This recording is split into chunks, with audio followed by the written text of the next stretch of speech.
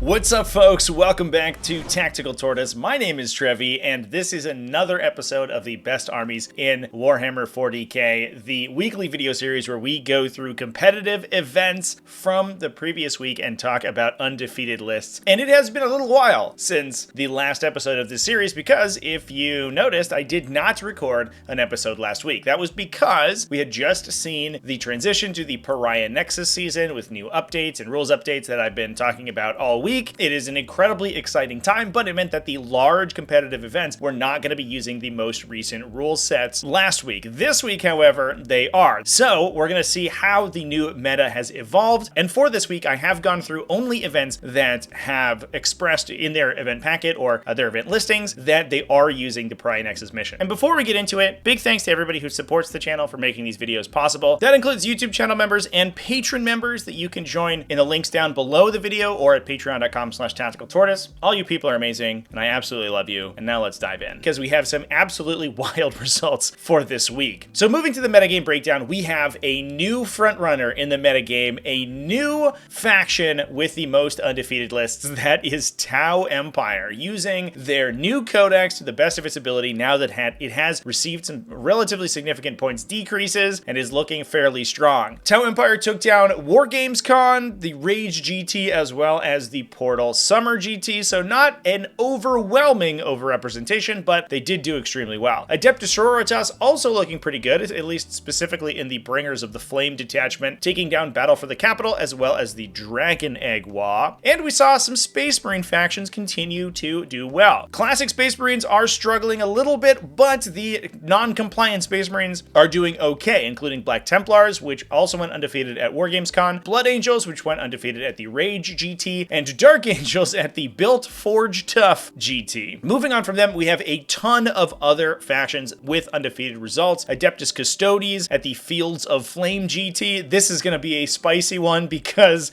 the detachment selection for this list is absolutely wild. We also saw Grey Knights take down the Silicon Valley GT, Imperial Knights take down the Salzburg Major, Death Guard going undefeated at the Toleris Cup that did use differential scoring for that event, and Death Guard were 4-0-1, so they had one draw on their record, but they used a WTC style differential, which can lead to more draws than a simple win-loss ranking system. Tyranids also seeing some success with their new changes, taking down the Dumfries Gamers Charity. Astra Militarum appropriately taking down the Toys of Mass Destruction, and this Astra Militarum list did bring some mass destruction. We saw some super heavies going down this time around, and we saw some enormous events occur this weekend. Not only WarGamesCon, but also the Glasshammer GT Birmingham, which saw both Chaos Space Marines and Necrons go undefeated at that event. Kind of the last vestiges of the previous metagame. So with that, let's move on into the lists, and starting with this Tau Empire. Justin Moore went undefeated with Tau Empire at the WarGamesCon GT. He was able to go 6-0 with a Montcad detachment, running 2 Cadre Fireblades,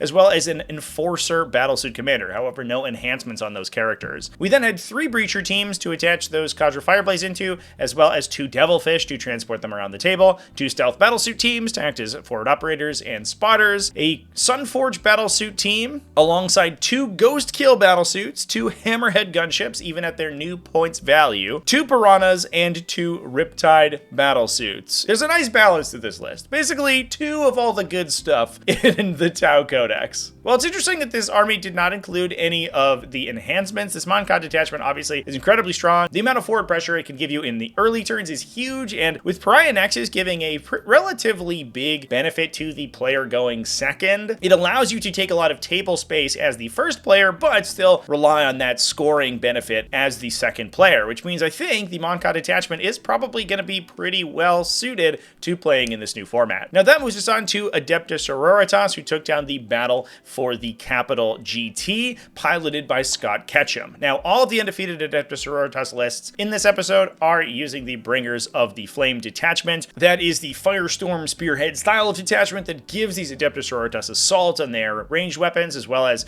strength bonuses when they're up close and personal to their enemies, and huge benefits for weapons like Flamers. We saw a Canoness with a jump pack, taking the Iron Surplus of Saint Istalela, improving the survivability of that Canoness with a 2+ armor save and 5+ feel no pain. Kind of a nice little points spoiler there. We also saw a Dialogus in the list, as well as Morvenval, the Triumph of St. Catherine, and a Palatine with Righteous Raid. This is the offensive enhancement that allows you to add attacks and strength to that character by discarding miracle dice, up to 3. So 3 miracle dice can add +3 attacks and +3 strength, making that Palatine fairly offensive. And with the Palatine's ability to do mortal wounds on successful wounds, getting those additional attacks is actually going to make her absolutely lethal. We then saw no less than 3 twin multi-melta equipped immolators. Those were able to embark some combination of the 2 Dominion squads in the list, allowing them to combat squad into smaller units, to embark into multiple immolators, or just add additional utility units to the army. One of these Dominion squads was bringing 4 Minosaur Flamers, the other one bringing 4 Meltagons, both weapon combinations that combo extremely well with fire support from those immolators. And with the Dominion squads granting scout to the immolators, it also gives the army an immense amount of forward pressure. We also saw 2 Castigators. The Castigators able to buff each other or the other lighter infantry units by applying their new +1 AP modifier. One of the Castigators was running autocannons, the other one taking battle cannons, interestingly, so a little bit of a wider variety of weapon options than we've seen in the past. We also then see 2 units of Paragon Warsuits. This is a big change in the new Adepta Sororitas Codex. We're seeing more armies take multiple Warsuit units rather than the single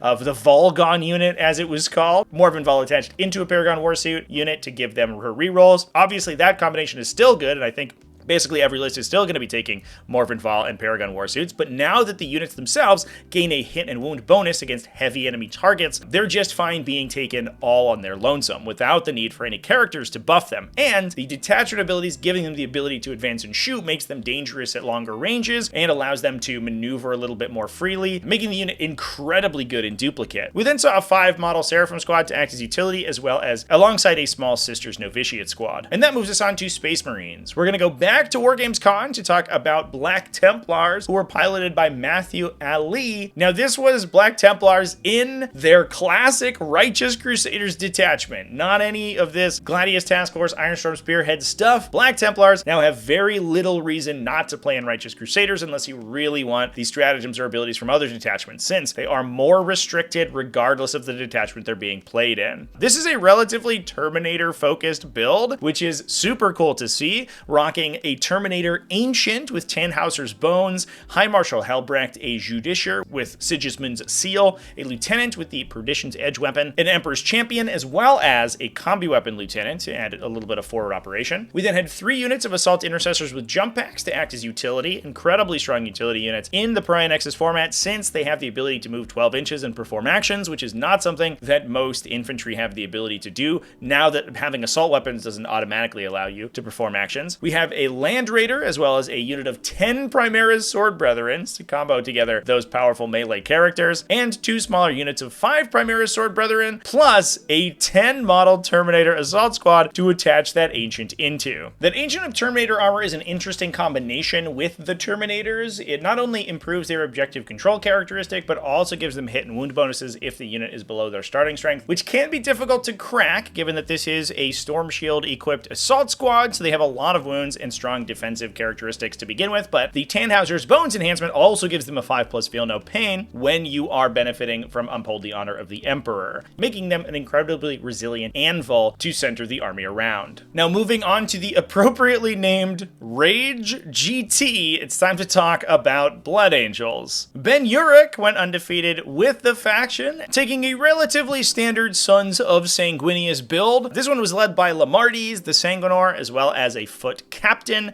2 chaplains, and a jump pack chaplain. We had an Assault Intercessor squad for the captain to jump into, and an Impulsor to carry them to the field, alongside 3 units of Assault Intercessors with jump packs, as we've seen before, and 4 units of Death Company, 2 with jump packs and 2 on foot. The jump pack units were 10 models, and the foot units were only 5. Obviously, chaplains could attach into all of those to provide their benefits, and we had a Rhino to carry those foot Death Company Marines to the field as well. Following that up as utility utility, we also had an Infiltrator squad and a Scout squad. Now, obviously, this list basing itself almost entirely around Death Company Marines, especially Vanguard veteran equipped armies that we've seen in the past, but clearly they are working out, and those 2 units of 10 jump pack Death Company Marines is absolutely terrifying. Interesting to see that Blood Angels didn't really see any changes in the data slate update, despite the fact that they were doing incredibly well previously, but they are helping to hold the banner of the Adeptus Astartes aloft. Similarly, we are also seeing some success from Dark Angels. Alex Vian went undefeated at the Built Forge Tough GT using the faction, this time in a Gladius task force. So moving away a little bit from the Lion Storm builds of the past, using the Iron Storm Spearhead detachment alongside some unique Dark Angels units, now we are playing kind of a classic Dark Angels variety. This list was taking Azrael to generate command points, which is incredibly good in the Pariah Nexus format, alongside an Apothecary Biologus with Fire Discipline. That guy was attached into a 6-model Eradicator squad to make them incredibly strong against vehicles in situations where they don't need to use Oaths of Moment to reroll, since they'll do it themselves, comboing with the Fire Discipline enhancement excellently. We also saw a little bit of a duplication of that effect with the inclusion of Asmodai. Now, if you're unfamiliar with Asmodai, that is not surprising because he has seen very little competitive play since his release. He is the special character chaplain for the Dark Angels faction. He gives you some battle shock check and CP regen mechanics when he destroys characters, but most importantly, he gives you another instance of rerolls with his Exemplar of Hate, just giving the unit rerolls in melee as long as he's leading them. He himself hits relatively hard, able to swing either a 5-attack 2-damage weapon or 8 1-damage attacks, and he was attached into a unit of the now enhanced Inner Circle Companions. These Inner Circle Companions have been wildly improved with an AP bonus on their melee attacks, and they have critical effects able to combo with the rerolls that Asmodai is granting them with either lethal hits on their 2-damage strike profile or sustained hits 2 on their 1-damage sweep profile. These rerolls can be incredibly impactful when they're attacking into a character, giving them +1 to hit, and allowing you to more accurately fish for those critical effects with Asmodai's rerolls. While they do get -1 to be hit while Asmodai is attached in, the unit is a little bit easier to kill than other similar units like Blade Guard veterans. However, their damage output is incredibly impressive. The army includes an Impulsor to embark those guys using its newly expanded transport capacity to take 6 bodyguard models plus the character inside. And we also saw the appearance of some other bespoke Dark Angels units, like 15 Deathwing Knight, 2 of them equipped with maces for the higher damage, and 1 of them with power weapons. Some of those guys were being delivered by a Land Raider Redeemer, as well as a ton of utility, 1 Jump Pack Intercessor squad and 2 Scout squads. All of these Dark Angels models can be fire supported again by that Eradicator squad, removing heavy targets before they get into the Dark Angels lines. You can also use Gladius Task Force's incredible suite of stratagems and abilities to support them. Things like the ability to advance and charge makes these relatively slow Inner Circle Companion or Deathwing Knight units much faster. You can then buff them in melee, obviously with Honor the Chapter, and even use them to run away and embark back into their Land Raider using squad tactics on the swing back. All of these effects make a combined arms army like this incredibly effective, and it's really cool to see Dark Angels come into their own with their own bespoke Dark Angels units, rather than using vanilla units supported by a smattering of Dark Angels flavor. Now, speaking of a smattering of flavor, let's move over to the Fields of Fire GT and the wild result from Adeptus Custodes this week. John Camacho went undefeated with Custodes using not a Shield Host or an Auric Champions as you would expect, instead a Null Maiden Vigil. This is the Anathema Psychana focused detachment from the faction, and it is super cool to see this army do well. For those who don't know, Null Maiden Vigil is a little bit of a meme detachment. It can battle shock enemies a little bit more often and applies some pretty impressive buffs to Anathema Psychana units, but mostly specifically if they are Psyker units. If they're not Psyker units, then it's not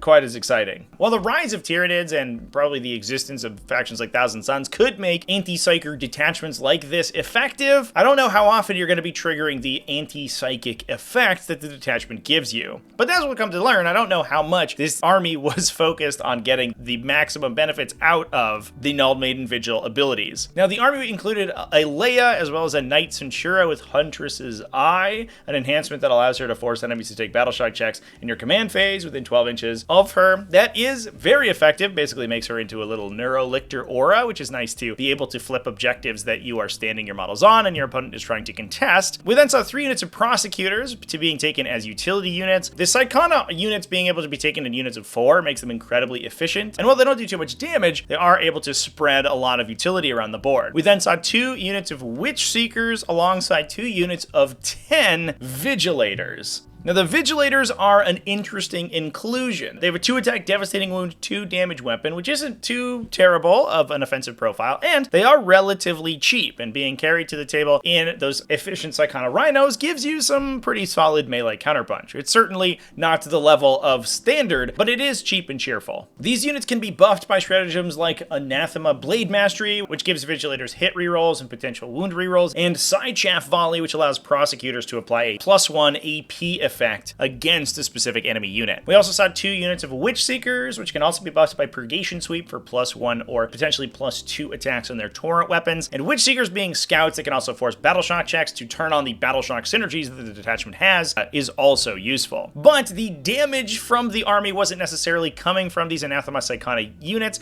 These were being taken as relatively cheap and efficient utility units to swarm the board and be able to perform actions and complete secondaries. The actual damage was applied by a Telamon Heavy Dreadnought alongside 2 Caladius Grav tanks and none other than Canis Rex himself. Canis Rex, with the new updates, has much more maneuverability than he did in the past. He's much less restricted with what he can use his free stratagems on, allowing him to command point reroll or tank shock way more often than he did previously, and he is honestly just one of the best units for the Imperium super faction. We also saw a Calexis Assassin, I think a little bit to solidify the anti-psychers theme of the army, but he also improves the Battleshock synergies that the detachment has by reducing enemy leadership characteristics within 6 inches of him, allowing him to rush up into an enemy unit and then potentially force Battleshock checks with the detachment's abilities. Overall, this is a wildly unique variety of army to see play, and while I do think Custodes did get improved significantly, especially with the changes to points values and their other detachments, in this update I was not expecting to see Null Maiden Vigil seeing competitive success,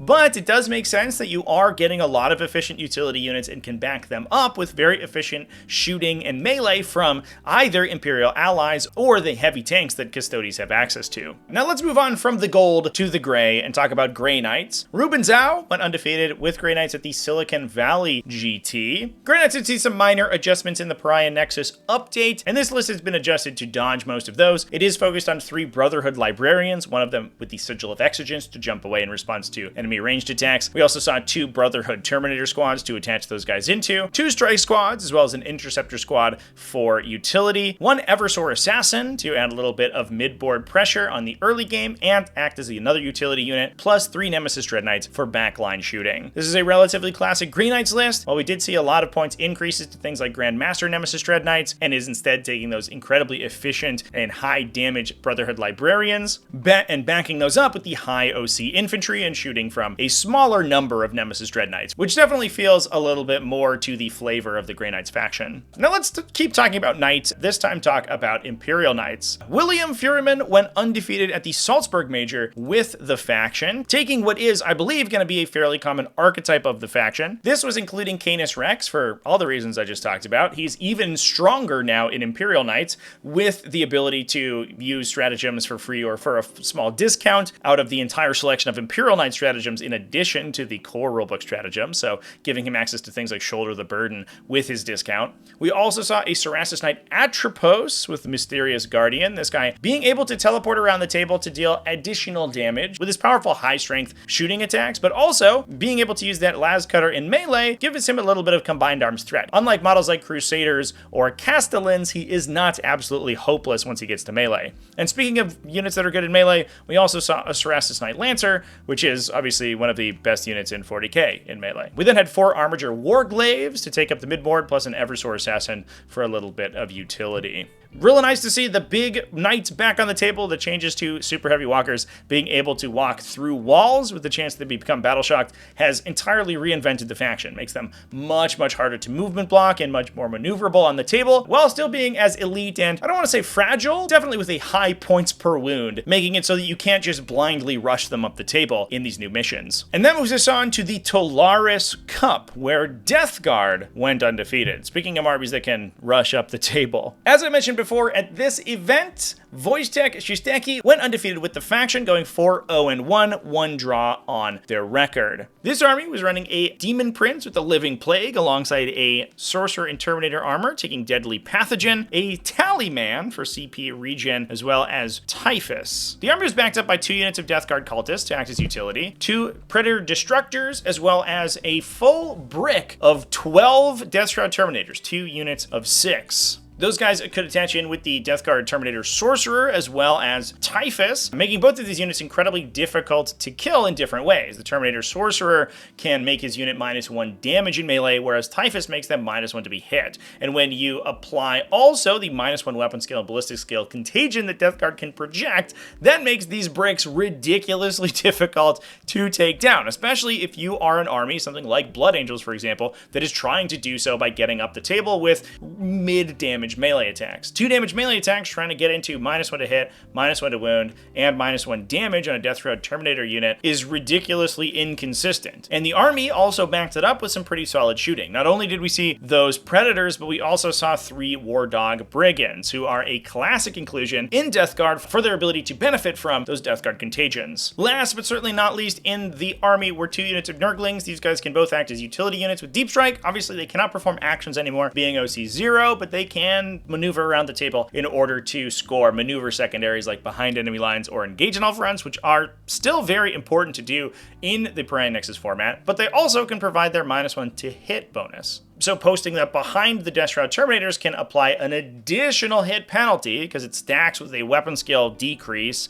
on top of the already multiplicative defensive benefits that these Death Shroud Terminators are providing. This definitely seems like it's trying to make Death Guard play as they have in the past, where they are an unmovable anvil of resilience. And while in 10th edition they haven't really done that very much, this is the best version of the army to act in that manner. And that moves us on to Tyranid. At the Dumfries Gamers charity, Innes Wilson went undefeated with a Vanguard Onslaught Tyranid list. This list was running a Nero Tyrant with Hunting Grounds, forcing enemies to take battle shock checks when they arrive from reserve, which is very obnoxious in Pariah Nexus, since being battle shocked will not only turn on Tyranid synergies against you, but also potentially stop you from scoring secondaries or performing actions, which can absolutely tank a game plan if you roll a bad battle shock check at the wrong time. We also saw Death Leaper in the list to provide her -1 leadership buff, which is enormously important in this variety of Tyranids, plus the Swarm Lord. He has an expanded Synapse aura, so he's able to provide his +1 strength at a greater distance, and has that new Lord of Deceit aura as well, increasing the cost of enemy stratagems around him, not to mention the fact that he's also generating you command points, making him an absolute CP economy machine. This allows you to play very aggressively, prevent enemies from using their defensive stratagems, or even stopping them from using offensive stratagems when coming into you, and he's also bringing one of the stronger melee profiles in the faction now that it has that +1 strength. We also saw 2 units of 10 Hormigons to act as utility, 1 Biovore. These guys are still good in Tyranids with their ability to score maneuver secondaries for the same reasons we just talked about with the Nurglings. They are OC0, but they can score things like engage in all fronts and behind enemy lines, and they can still screen out portions of the table for enemy Deep Strikers to jump into, prevent enemies from advancing. For 50 points, Biovores are just straight money. We also saw a single Lictor as well as 2 Neurolictors, battle shock enemies and provide bonuses when they are battle shocked, a Pyrovore, 2 Exocrines, 2 Molochs, a Trigon, and a Maliceptor. The inclusion of the Vanguard Invader keyword on the Molochs and the Trigons make them incredibly strong in this detachment. They're able to advance and charge, they're able to use their uppy-downy effects, and benefit from most of the stratagems in the detachment, alongside a unit of Zoanthropes. The Zoanthropes could attach in with the Nero Tyrant, and because they are an infantry unit, even though they are not Vanguard Invaders, use the uppy-downy stratagem that Vanguard Onslaught slot has in order to put the unit back into strategic reserve and jump them off the side of the table, making those zone throws really, really maneuverable and difficult to hide from. And with +1 to hit from the Narrow Tyrant plus the Narrow Tyrant's Flamer, they're actually an incredibly dangerous threat if you allow them in your backfield. While the zone throws alone aren't gonna one-shot huge units, what they will do is clear out utility units and light vehicles all day, every day, and even threaten heavier vehicles when combined with units like the Exocrine for hit rerolls and additional damage. Now moving on to the Toys of Mass Destruction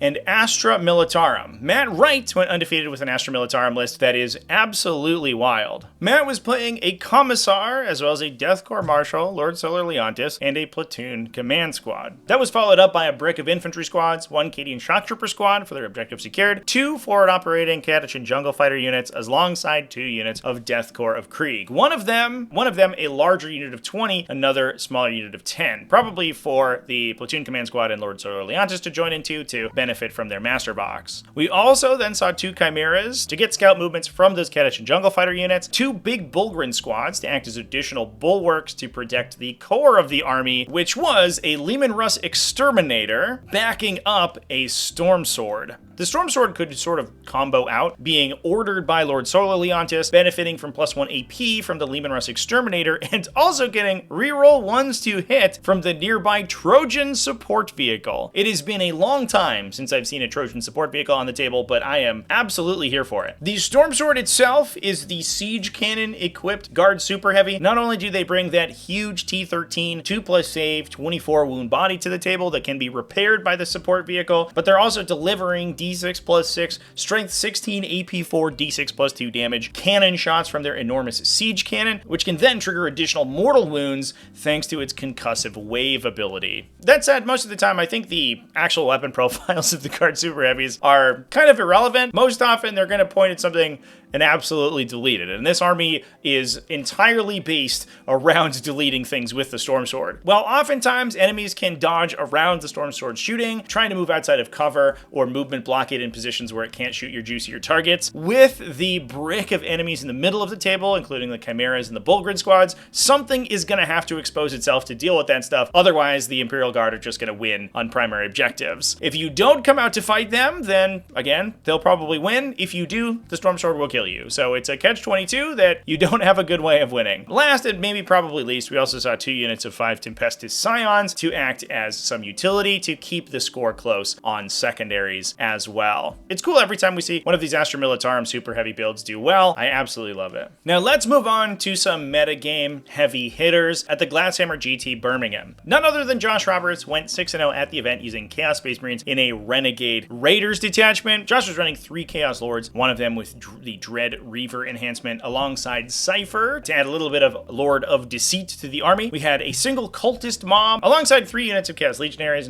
and 2 5-man Chosen Squads and 3 Chaos Rhinos to deliver them, 2 Chaos Vindicators, as well as some spicy allied inclusions, 4 units of Thousand Suns Rubric Marines. The Rubric Marines have huge benefits from the detachment ability. They already gain huge offensive benefits when attacking onto enemies on objectives and gaining assault, as well as additional AP bonuses that they can stack with their Icon of Flame for even more AP bonuses and wound rerolls from their own ability. These dudes are incredibly good at clearing out enemy objectives, even against higher toughness targets that their Warp Flamers wouldn't normally be that great at. Combined with the hitting power of the Chaos Lords and all the Chosen and Legionaries, anything touching objectives is going to get absolutely vaporized by this army, and while its damage output does drop significantly if you are not touching an objective, that usually means that you're also not scoring any points, so the Chaos Space Marines are probably winning anyway. And that moves us on to our last list of the week. Also at the Glasshammer GT Birmingham, David Leniewski went undefeated with Necrons. This was a Hypercrypt Legion Necron list. Hypercrypt Legion was nerfed slightly in the Data Slate update. Cosmic Precision, the stratagem that allows units to deep strike in 3 inches away from enemies rather than 9, can no longer target monsters, being unable to now target the massive number of Catan shards that are in the list, but that did not seem to stop David. He was running a Catan shard of the Nightbringer as well as one of the Void Dragon, 2 Transcended Catan alongside 2 Hexmark Destroyers, one of them with Dimensional Overseer to allow additional units to hyperphase. We could still use Cosmic Precision on the rest of the army, however, which included 15 Death Marks for their innate ability to deep strike, not requiring them to use strategic reserve rolls, allowing them to just drop in wherever they want outside 9 inches of enemies, 2 Locust Heavy Destroyers for their big, heavy anti-tank weapon, alongside their cheap and cheerful ability to grab objectives, plus, last but certainly not least, a Tesseract Vault. These guys are ridiculously strong in Hypercrypt Legion. They are able to jump around and put their high OC bulk onto enemy objectives, not to mention the fact that they do some pretty insane damage with their ability to cast multiple powers of the Catan, using the variety of super strong ranged profiles in the shooting phase to deal with basically whatever target you have to. This is definitely where their Cosmic Precision is going every turn, and the other Catan shards are there to back it up, with strong melee from the characters and repositional effects from the Transcendent Catan to clear out anything that can actually kill the Tesseract Vault. And with that, those are all of the best armies in 40k for this week. Let me know down in the comment section what you think about these lists. Thanks for watching all the way to the end of the video. Remember to keep it classy, folks, and have happy wargaming.